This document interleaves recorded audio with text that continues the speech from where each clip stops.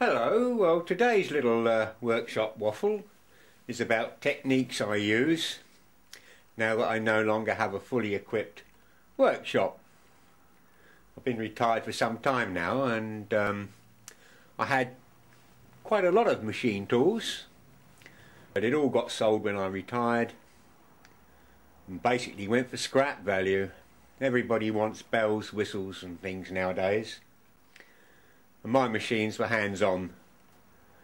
There was no monitors or computers to program CNC, digital readout or any of that. It was a feel type engineering. Something I think that has been lost nowadays. But anyway, I won't get on my soapbox. One of the jobs I occasionally got asked to do was to surface cylinder heads, engine blocks. I wasn't in the automotive business, but I'd help out friends from time to time. And this sort of work I did with a single point tool in a 3-foot stroke Elliott shaping machine. But that weighed nearly 3 tons, so there's no way I could bring that home when I retired. So here I have a method of removing large amounts of material simply by using a fly cutter in the milling machine. Here's the fly cutter. I made up this one. It's about 5 inches in diameter.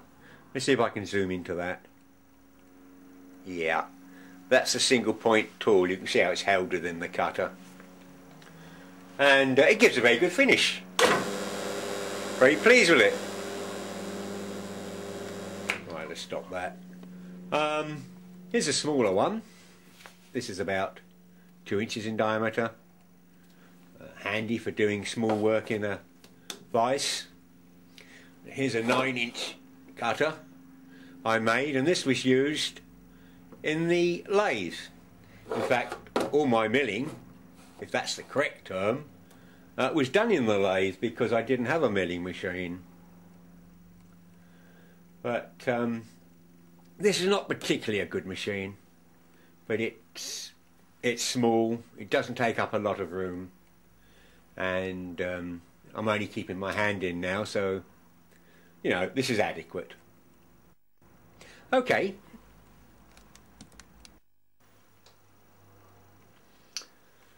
There was one period in time that I took up clock making purely as a bit of a hobby, and as usual I made everything, and but I didn't have the facilities of indexing or rotary table at the time, so I made up this little device. As you can see, it's a small chuck mounted on a mandrel, which can be bolted to the milling machine or the lathe, and on the back is an index plate. It's direct indexing just by means of a pin going through, so the whole thing could be revolved and the teeth could be cut on the cogs.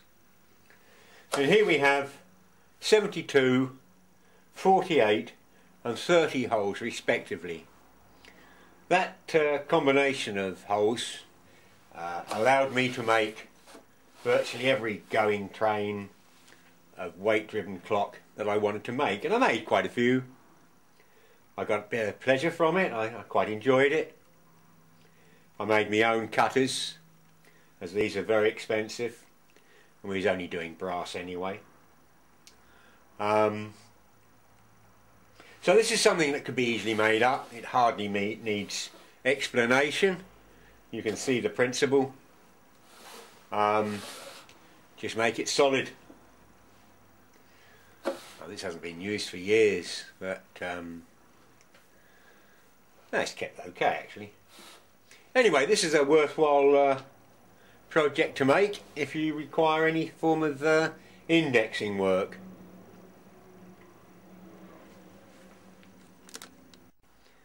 Here's a simple little tip you might find useful. The vise sits on the table of the milling machine, normally in the middle of the table. And as you can see, I've made some plywood covers that cover the table and fit round the shape of the vise.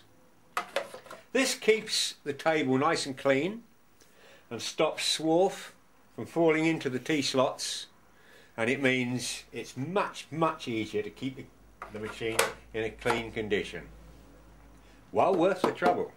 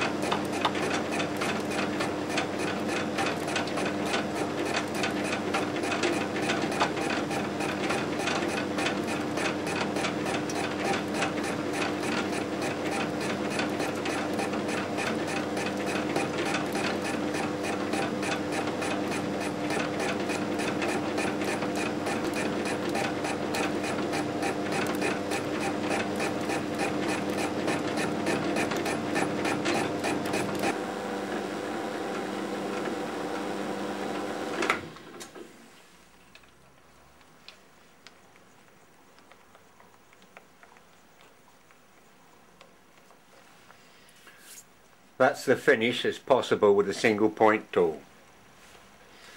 Might be old technology, but let's see your CNC do any better.